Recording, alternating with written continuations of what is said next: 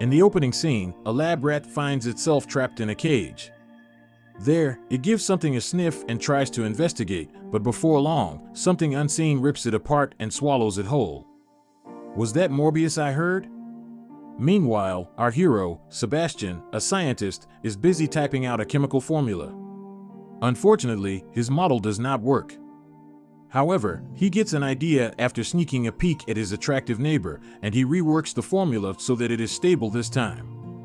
He immediately calls his coworker Linda to brag about his brilliant chemical formula. Even more jokingly, he suggests they start packing their Nobel Prizes. Don't worry, that won't be manual. After putting down the phone, Matthew, another lab worker, is roused from his nap by Linda. They seem to be having an affair, but Linda is waiting for the right moment to tell him. After changing, they go to the highly secured laboratory, where Sebastian enters with his fingerprint and password. They use thermal imaging equipment to study animals that are otherwise invisible to the naked eye. Matthew meets a gorilla named Isabel, who seems agitated throughout their interaction. He dons his thermal goggles and reaches out to soothe her, only to be bitten on the hand. After this, Isabel escapes her confinement and causes chaos in the workplace. Without wasting any time, Sebastian and Matthew Chase follow her around like an invisible gorilla until they finally corner her in the lab. Sebastian then the sedative. Sarah, a veterinarian, is opposed to injecting the experimental serum. Sebastian, however, dismisses her worries and rudely informs her that her skills were what got her the job, not her compassion for animals. To restore the animal's visibility, Sebastian created a serum that Linda later prepares. Isabel is then given a careful injection. She becomes partially visible after taking the serum, but her heart eventually stops. The employees panic and use a defibrillator on the gorilla as a result. The strategy is successful, and Isabel is brought back to life. The serum calms her racing heart and reveals her true identity. In the laboratory, everyone explodes. Enjoy. Sarah also has high hopes for Isabel's health. After this, the group goes out to eat to celebrate before Sebastian presents their findings to a Pentagon committee the following week. The formula his team has developed, he claims, can render animals invisible.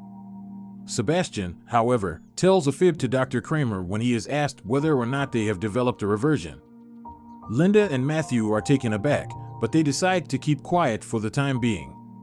If the team doesn't find the reversion soon, Dr. Kramer says, they'll be replaced. When Linda confronts Sebastian about the deception, he explains that if they disclose their progress to the Pentagon, the latter would assume full control of the project. Also, he lets slip that he plans to conduct illegal human trials in an attempt to win the Nobel Prize and alter the course of human history. Matthew is worried about the repercussions of this. However, Sebastian brushes off his worries.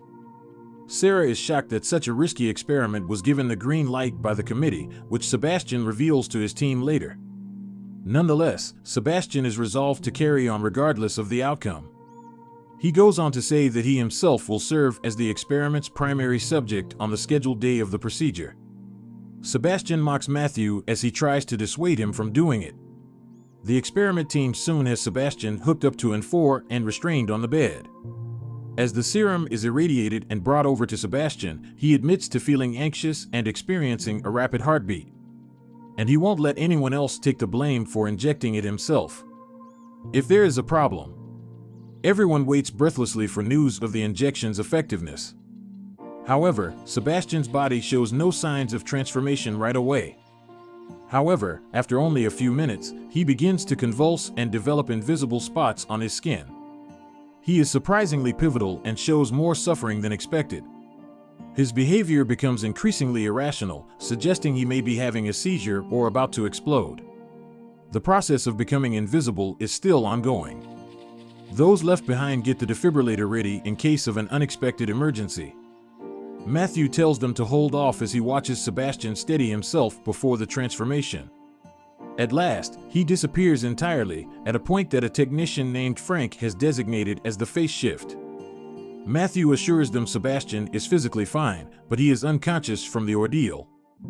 When Sarah eventually nods off during her shift, Sebastian enters the observation room and sneaks a touch. That was quick to accomplish. He acts like he's still in bed when she gets up. Sarah confides in Linda, who shares her skepticism about Sarah's story. Later, Matthew wants to discuss it with Sebastian, but Sarah discourages him. Sarah still feels uneasy around Sebastian at doctor's appointments. The group shares their concerns about Sebastian's nighttime behavior as the Invisible Man. Sebastian harasses Linda and makes unwanted advances toward her during her shift, but she rejects him. The next day, the team tries to phase Sebastian back using the serum, but he begins choking and his organs appear and disappear in an unpredictable fashion. They bring him back to stability, but since he will be indiscernible for some time, they decide to keep his condition a secret from the committee. For his protection, they fashion a synthetic mask with cutouts for his eyes and mouth. When Sebastian looks in the mirror while wearing the mask, he is taken aback by what he sees. The next scene finds him reunited with Slipknot. To no avail, Linda and Matthew try to formulate the reversion serum at home. Matthew is the first to admit he's not as smart as Sebastian, who always seems to have the answer, except in cases of sexual harassment, of course.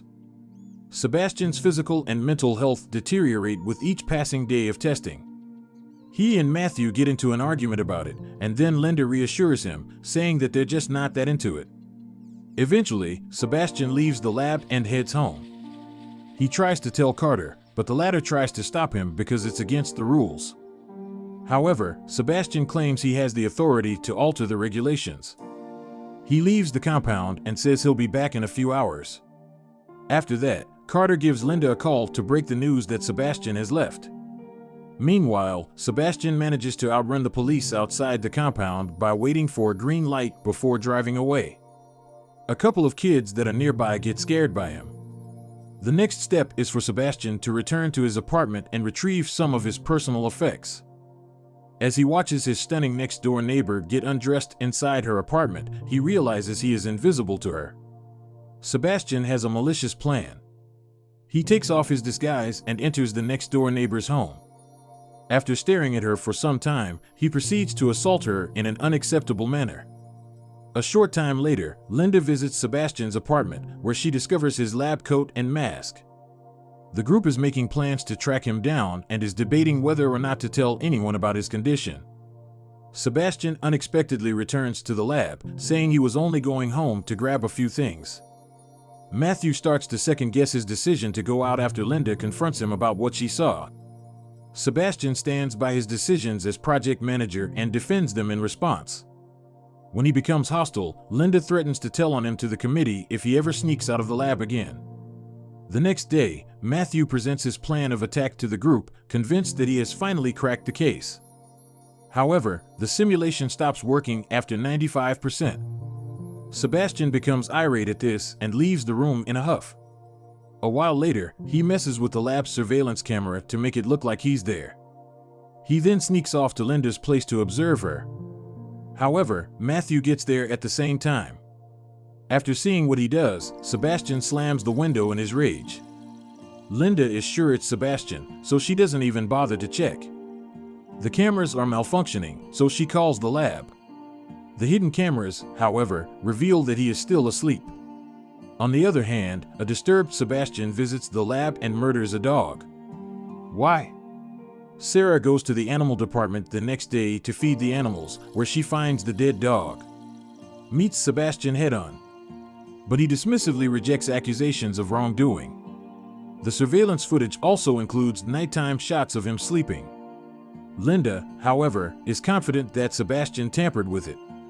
She summons the class to the lab, where they discuss the situation and reach a consensus to alert their teachers. Sebastian is observing them from a distance as they plot.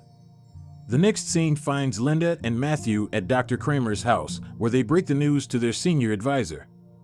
The latter becomes infuriated by the illegal experiments, but agrees to contact the appropriate authorities.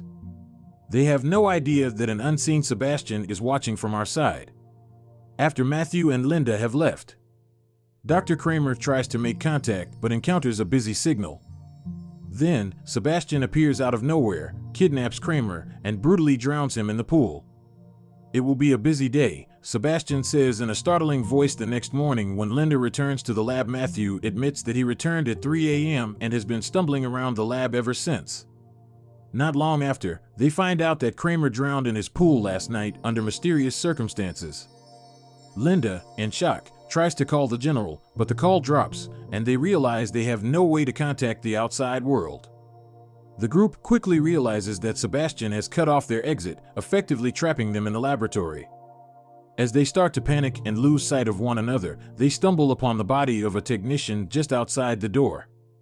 After confronting them, Sebastian says, "I enjoy this power now," but Linda is unmoved. So, she activates the surveillance equipment. On the screen, Sebastian, Matthew and Carter set out to locate him, while the rest of the group stands guard. But then Sebastian appears out of nowhere, and Matthew shoots a pipe by accident, making Sebastian's vapor trail visible. A violent altercation breaks out, leaving poor Carter with fatal injuries. In his attempt to escape, Sebastian traps Matthew in the tunnel.